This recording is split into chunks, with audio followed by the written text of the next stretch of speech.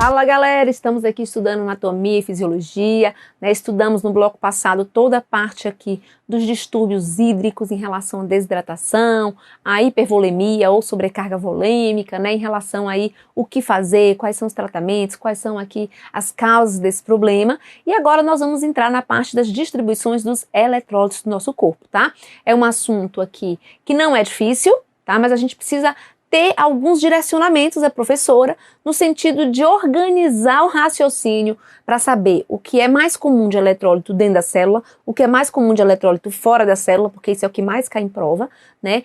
E associar com a parte clínica em relação a sinais e sintomas de tratamento quando esses eletrólitos estão anormais, tanto para menos quanto para mais. Aqui também a lei do equilíbrio, né, também vale, tá certo? Então vamos lá. Os eletrólitos, quando em uma solução aquosa, comportam-se como íons. Os íons são a menor porção de um elemento químico que conserva suas propriedades. Nós vamos ter os cátions e os ânions, né? Com relação ao cátion, que é positivo, nós vamos ter aqui o sódio e o potássio, tá? Lembrando que o sódio está mais no líquido extracelular, tá?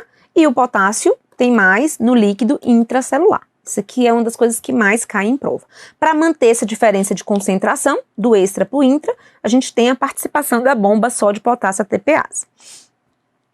Os ânions, que tem a ver com carga elétrica negativa, isso aqui já cai em prova, né? O que é ânion e o que é cátion, tá? Nós vamos ter o cloro e o bicarbonato, tá? Esse equilíbrio químico de uma solução significa a existência de igual número de cátions e ânions.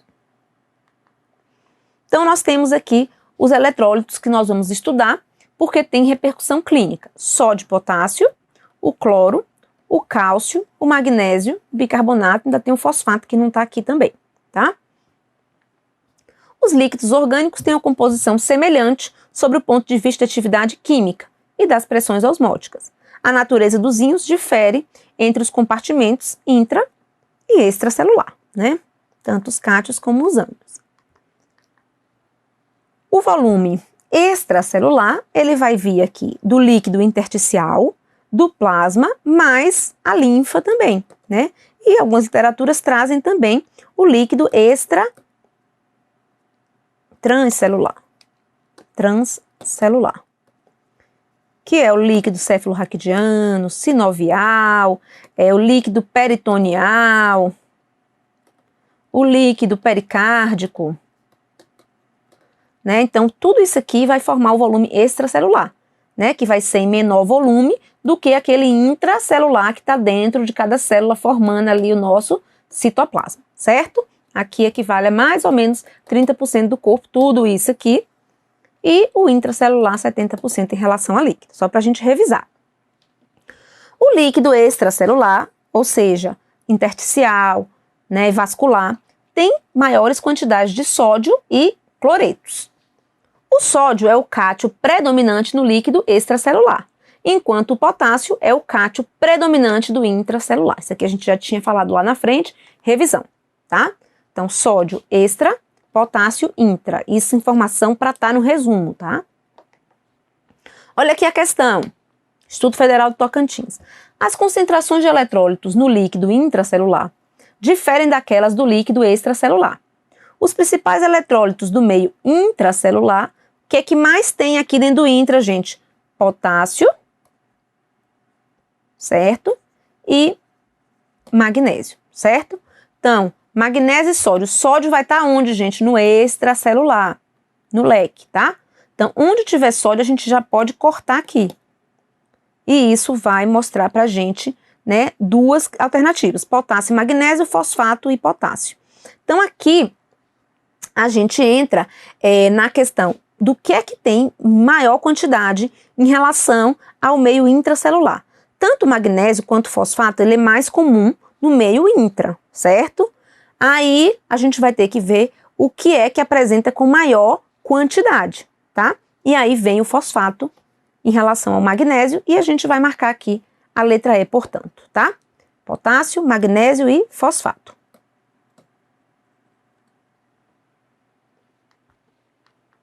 Aí eu entro com a questão justamente, né, da distribuição, né, na tabela aqui, em relação à distribuição desses eletrólitos e os meios que a gente tem aqui do extracelular, que é o plasma, mais o intersticial, né?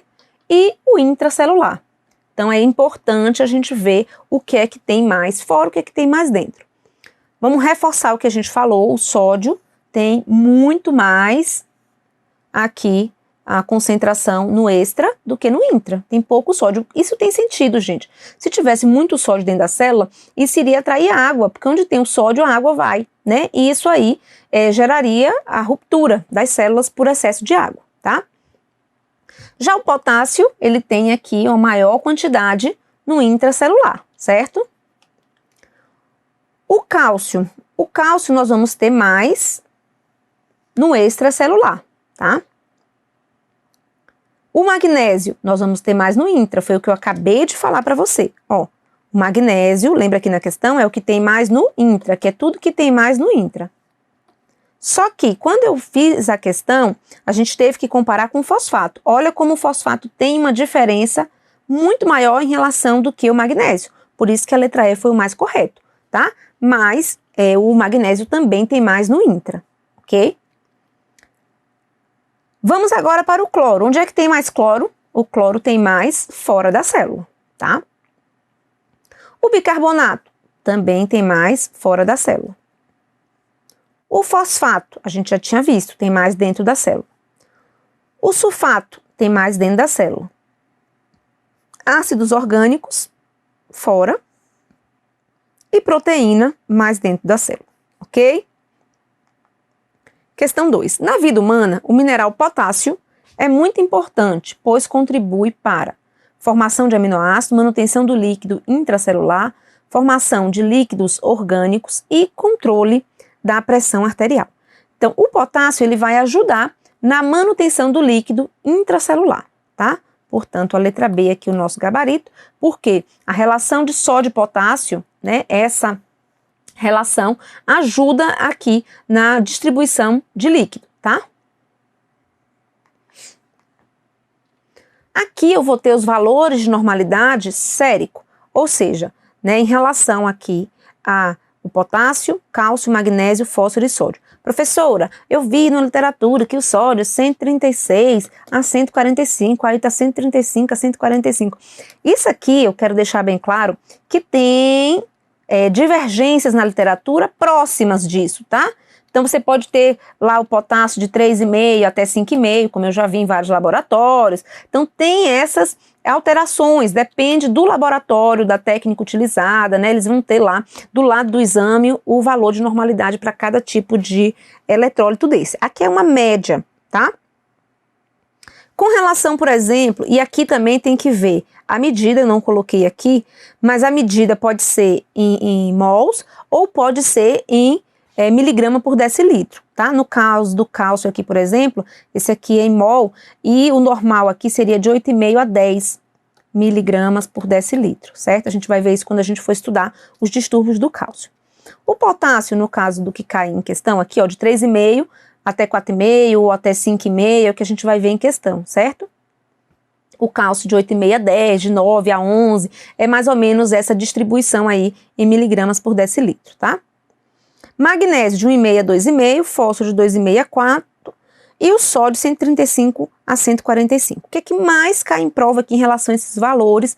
Mais ou menos o sódio e o potássio. São os dois eletrólitos em que a gente tem mais aí questões que envolvem no concurso, tá? Os outros não caem em relação a esses valores, não. Mas só para a gente ter uma noção.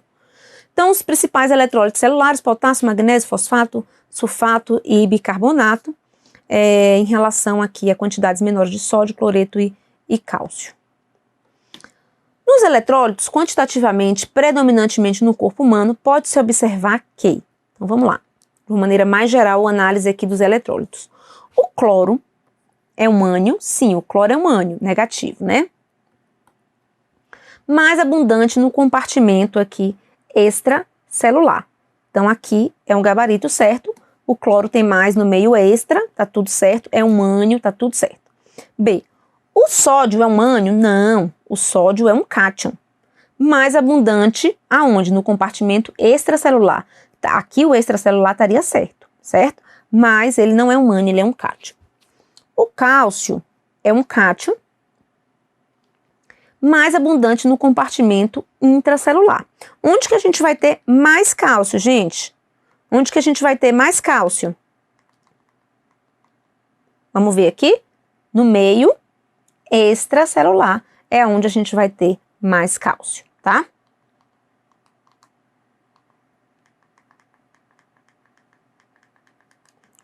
Aquela tabelinha é importante você printar a tela, tá certo? Então, não é o intra, aqui é o extra.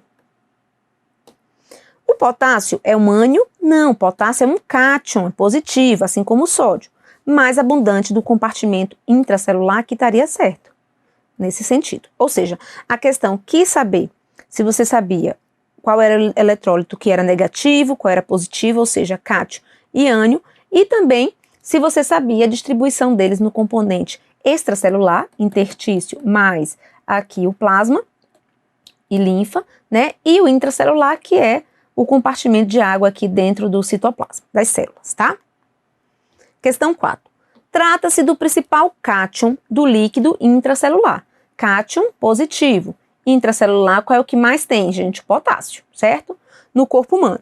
Está envolvido na manutenção do equilíbrio osmótico e de equilíbrio ácido-básico e é importante na regulação da atividade neuromuscular. A ingestão adequada desse nutriente para adulto é 4,7 gramas por dia. Qual é o nutriente? A gente está falando do potássio. A gente já tinha descoberto isso só em saber que era um cátion mais comum no intracelular, tá? Ok, letra C, portanto, gabarito. Tranquilo. Vamos lá então agora estudar cada um desses eletrólitos, né, em relação aos valores de normalidade, né, quais são os distúrbios quando esse eletrólito está em quantidade maior, no caso do sódio, que a gente vai estudar agora, né, a quantidade do sódio vai ser aqui maior, a gente vai chamar de hipernatremia, e a quantidade de sódio menor do que o necessário, a gente vai chamar de hiponatremia. Como o sódio ele tem aqui uma correlação muito grande com a distribuição de líquido no corpo, porque onde ele está ele puxa água, a gente precisa ter um cuidado especial com ele, tá? Esses distúrbios do sódio, gente, eles não podem ser corrigidos de forma muito rápida, porque ao mesmo tempo que eu corrijo o sódio, tanto para aumentar ele quanto para diminuir ele, eu vou ter aqui um deslocamento de fluidos muito rápido, que pode gerar um edema cerebral. Então é por isso que toda vez que na questão tiver o conserto de desequilíbrios do sódio, eu preciso pensar na palavra lentamente na correção. Tá combinado? Beleza? Vamos lá então aqui detalhar. Sódio é um cátion, mais comum aonde? Fora da célula. Toda vez que a gente pensa em sódio, a gente pensa que ele puxa água, então ele precisa estar fora para não romper a célula. O sódio, ele participa de várias funções do nosso corpo. Dentre elas, a condução elétrica cardíaca, a condução também nervosa, o sódio também vai interagir. A entrada e saída do sódio é o que faz ali a diferença de potencial, né, a parte elétrica funcionar. Então, o controle desse cátion pela bomba sódio-potássio e pelo rim na reabsorção por meio do estímulo do hormônio aldosterona, que vai fazer, né, essa reabsorção de sódio, e liberação de sódio na filtração do sangue, ou seja, o rim vai controlar se vai ficar pouco sódio ou muito sódio, para justamente dessa forma controlar o volume de água no corpo. Sofre influência da aldosterona. Quando eu tenho mais aldosterona, qual a função dela? Aumentar a retenção de sódio e aumentar a retenção de água. Quando a minha pressão cai, a aldosterona aumenta a quantidade para tentar segurar a pressão com retenção de sódio e água, tá?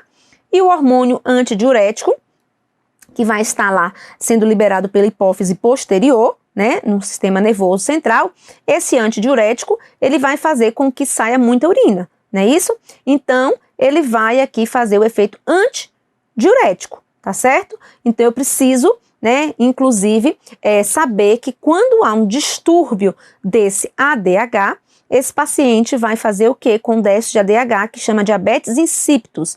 Ele vai fazer uma poliúria, liberar muita urina, porque a função desse hormônio antidiurético é o quê? Reter líquido no nosso corpo, é concentrar a urina, certo? Ele vai concentrar a urina, ou seja, segurar líquido no nosso corpo, é antidiurético. Diurético não é aquele remédio que a gente usa para urinar muito? Se eu tenho muito hormônio antidiurético sendo utilizado, eu retenho água no meu corpo, certo? Quando eu tenho diminuição do antidiurético, né, a gente vai ter o que aqui, gente? A gente vai ter, quando ele não está funcionando, saindo muita urina desse paciente, que é o diabetes insípidos. E aí esse paciente vai ter desidratação, tá? Vamos aqui as causas, né, relacionada com esses distúrbios do sódio. A hiponatremia, que é a redução do sódio em torno menor aí do que 135, isso pode variar para 136, depende da literatura, por exemplo, eu vou ter como causa a diarreia, porque vai a água nas fezes amolecidas e também vai eletrólitos, vômitos, queimadura, porque eu perco plasma ali com sódio também. E o paciente que usa diuréticos, ele perde água por meio da urina e vai também eletrólitos, tá? Por outro lado, a gente tem o outro lado do sódio, que é a hipernatremia, que é o aumento do sódio maior que 145, tá? Aqui eu tenho, por exemplo, a deficiência do hormônio antidiurético. Então, eu tenho dificuldade de concentrar a urina aqui. Sai muita urina desse paciente, né, que é o diabetes insípidos, por exemplo. E nesse caso, a gente vai ter essa concentração do sódio maior proporcionalmente. Diabetes mellitus pode acontecer e o uso do diurético osmótico também pode gerar isso, tá? Observe que eu também posso ter a hiponatremia, ou seja, a diminuição de sódio, se eu fizer uma reposição volêmica, né, sem repor também o sódio. Se eu repor só a parte mais líquida sem o sódio, isso pode gerar também uma hiponatremia diluicional, tá? Porque vai estar mais diluído o sódio ali na corrente sanguínea. Agora a gente vai ver sinais e sintomas e tratamento. Com relação aos sinais do paciente com hiponatremia, ou seja, diminuição de sódio, eu vou ter mucosa seca, cefaleia, diminuição da pressão, tugor diminuído. Se redução rápida, eu posso ter inclusive um edema cerebral, tá? Reposição de sódio é a solução aqui para hiponatremia, tá? Se eu tiver um aumento do sódio, uma hipernatremia, eu vou tentar diluir mais aquele sangue, né, sem repor sódio, para poder reequilibrar. A hipernatremia também ela gera manifestações neurológicas, tá? Porque aqui a célula neural ela é muito sensível a alterações de sódio. Inquietação, edema, hipotensão postural, fraqueza muscular, sede. E aí eu vou reduzir a quantidade de sódio repondo um líquido que não tenha o sódio. Eu tenho que reduzir a ingesta, né, de sódio e tenho que colocar, por exemplo, um soro glicosado. Olha uma questão aqui da VUNESP adaptada, tá? São causas de hiponatremia, que a hiponatremia significa diminuição do sódio. O uso de diurético diminui o sódio? Sim. Doença renal? Também. Né? O rim é quem retém sódio ou libera sódio. Então, se tiver uma doença renal, ele vai estar perdendo esse controle. Insuficiência adrenal. A adrenal é a glândula aqui que produz hormônios, entre eles aqui a aldosterona, que retém sódio aqui. Se está produzindo aldosterona de forma insuficiente, né, eu não vou reter sódio, vou liberar muito sódio e vai gerar hiponatremia. Ganho de água em excesso, ou seja, a hiponatremia com causa aqui da diluição, ou seja, aumenta a quantidade de água sem aumentar o sódio proporcionalmente. Secreção inadequada de hormônio antidiurético. Então, o antidiurético tem a função de concentrar a urina. Tá faltando ele, né? A gente vai sair a urina diluída em grande quantidade e o sódio vai junto. Então, também gera hiponatremia. Dessa forma, gabarito certo. Aqui o comentário. A hiponatremia é associada com diferentes doenças e quase sempre é resultado de retenção hídrica, ou seja, uma hiponatremia mais comum é a que acontece com aumento de volume de líquido sem aumentar o sódio proporcionalmente. Na maioria das vezes esse problema é devido à secreção inapropriada, quando não é diluicional, né, de antidiurético, no caso diabetes insípidos, e embora a excreção de água livre possa estar limitada em algumas situações, como a insuficiência renal crônica, independente aqui do ADH, porque a insuficiência renal crônica também vai gerar um déficit do rim em estar controlando esses níveis aí de sódio. Questão 6. CESP aqui. A identificação de distúrbio hidroeletrolítico demanda o uso adequado das técnicas de hidratação, em relação a esse item, a esse assunto, julgue o item. A hipernatremia, aqui agora o outro lado da história, o aumento de sódio, deve ser corrigida rapidamente, de forma a reduzir o risco do estabelecimento de edema cerebral. Aqui está aquilo que eu tinha te alertado, certo? Toda vez que eu falo em distúrbios do sódio, a correção ela deve ser feita de que forma? Lentamente, para que não ocorra a movimentação de líquidos de forma muito rápida e gerar o que justamente tem aqui na questão, que é o edema cerebral. Por isso, a questão está errada. Pegadinha mais importante na questão do sódio é isso aqui. Questão 7. O sódio é o eletrólito de maior concentração extracelular. E aí, o sódio, onde é que ele vai estar mais comum? No extra? Sim, né? Então, até aqui estaria certo, né?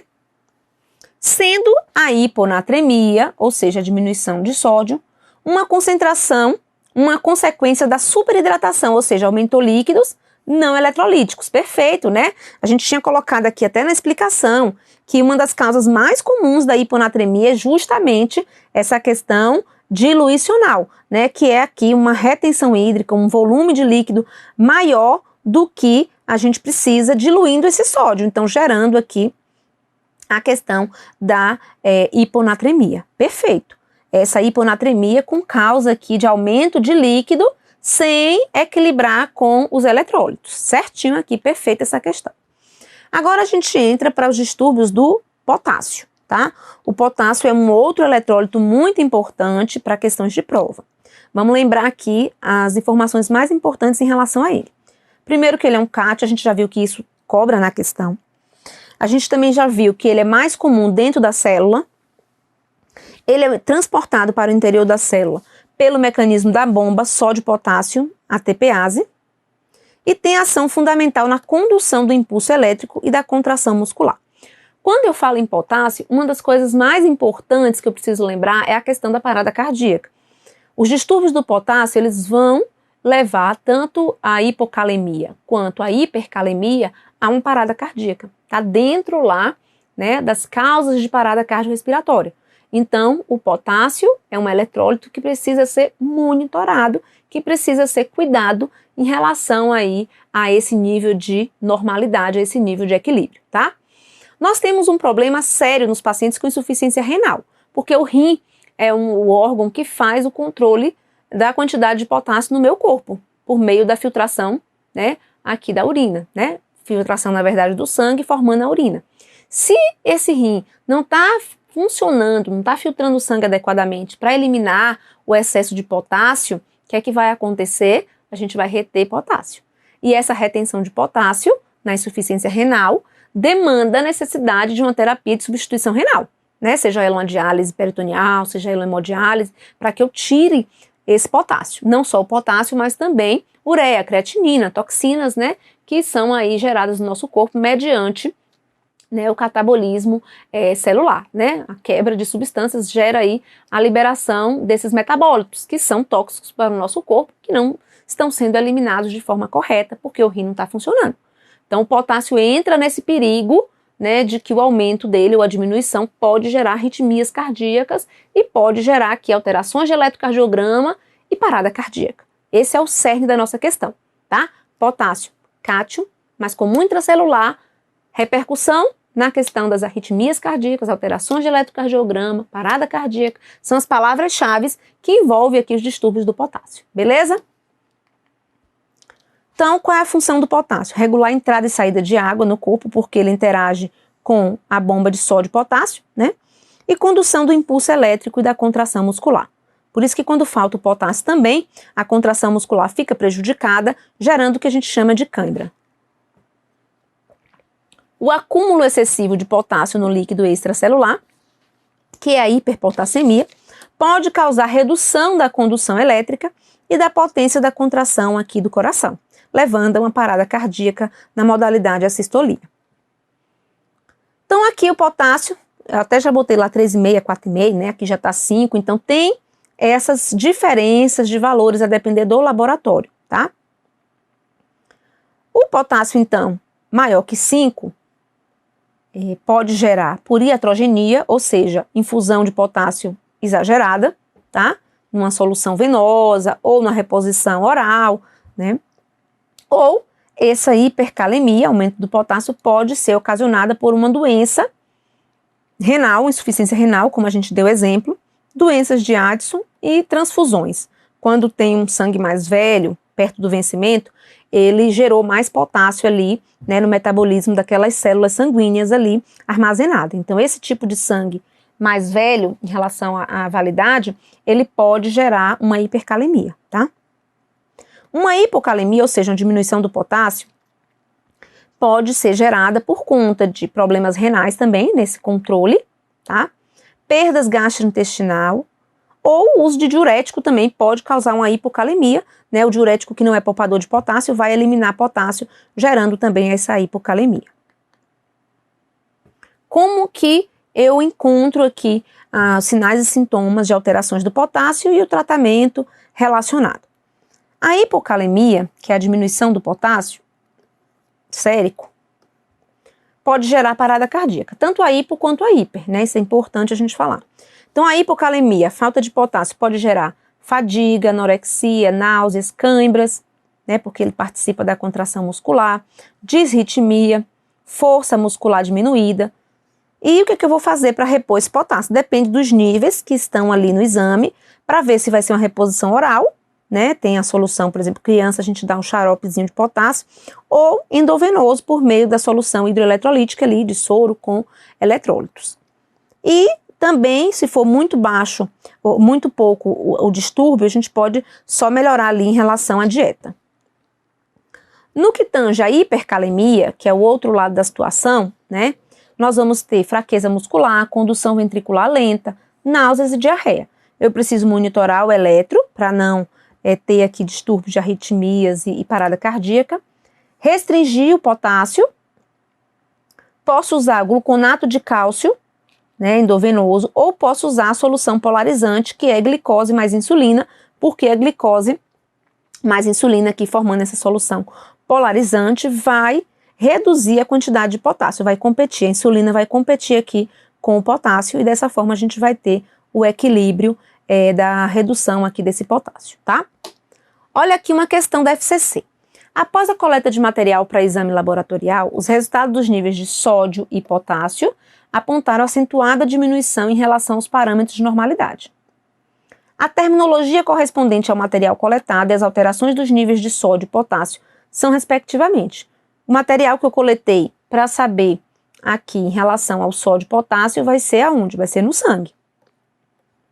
A diminuição do sódio é a hiponatremia e a diminuição do potássio é a hipocalemia. Então, letra B, o gabarito. Com relação ao potássio, hipocalemia, tomem muito cuidado, porque esse termo se parece com a diminuição do cálcio, que é a hipocalcemia. Então, às vezes a questão ela traz só isso de erro, confundindo o nome do sódio, do potássio com o do cálcio, tá? Porque hipocalcemia de cálcio, hipocalemia de cálio de potássio, tá certo? Muito cuidado com esses termos, porque isso pode gerar confusão na hora da prova. Por isso que esses detalhezinhos, gente, a pessoa precisa estar bem descansada na hora da prova, concentrado, porque essas diferençazinhas de termos muito pequenas só vai perceber quem tiver com essa vibe no dia da prova, né? Bem relaxado. E eu ódio quando você vai corrigir o gabarito, você diz, mas essa eu tinha certeza. Quando você vai ver com calma, o que tem lá é hipocalcemia, não hipocalemia, que você leu na hora rápido lá e passou, tá? Muito importante isso. Questão 9. Na insuficiência renal aguda, o distúrbio hidroeletrolítico que oferece maior risco imediato à vida é: qual é o distúrbio hidroeletrolítico onde o rim insuficiente vai gerar, inclusive, a necessidade de uma diálise para tirar esse eletrólito? É o potássio, tá? Então, vai ser a hipercalemia. Calemia. Então, hipernatremia, não, hipercalemia, de cálio, de potássio. Então, é isso aqui o gabarito. Letra B, portanto, tá? Na sala de estabilização, um paciente apresenta-se com insuficiência respiratória, paralisia ascendente e com relato de fraqueza e adinamia. Ao observar o traçado eletrocardiográfico, no monitor multiparâmetro, o enfermeiro observou a onda T apiculada e achatamento da onda P, Sabe-se que alterações eletrolíticas são frequentes em pacientes graves. Assinale a alternativa que se identifica a maior probabilidade de distúrbio eletrolítico nesse estudo de caso. Se eu tenho distúrbios aqui do ECG, qual é o eletrólito que tem a ver com isso, gente? O potássio.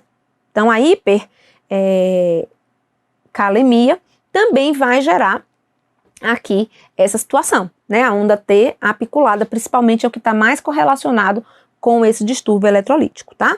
Então, aqui na letra A, hipercalcemia, aqui é aumento do cálcio. Olha a pegadinha que eu falei para você. E ele coloca logo na letra A para vir aquela pessoa com todo o gás e já marcar direto e seguir para outra questão. Olha o desesperado aqui, sendo pego, né? Então, hipercalemia é o nosso gabarito. Então, quem foi ali no desespero na letra A, hipercalcemia, foi aí o desesperado que errou a questão, beleza? Hipernatremia, não. Hiponatremia não tem a ver com o distúrbio do sódio, alterações do elétron. E hipocalemia, não. Quem faz aqui a alteração de ECG é o aumento do potássio. A hipocalemia, diminuição do potássio, ele vai alterar também gerando parada cardíaca, tá? Mas o que é mais evidente aqui nas alterações de ECG, em relação a questões da onda P apiculada no elétron, né? A gente lembra lá do ECG, a onda P, atividade atrial, depois o QRS, uma atividade ventricular, depois a onda T, essa onda T que tem a ver com o distúrbio do potássio, que ela fica, em vez de ficar mais do jeito que ela é normal, ela fica mais apiculadinha assim, tá certo? Que é a fase aí da repolarização ventricular, ok? Letra B, portanto, aqui o nosso gabarito.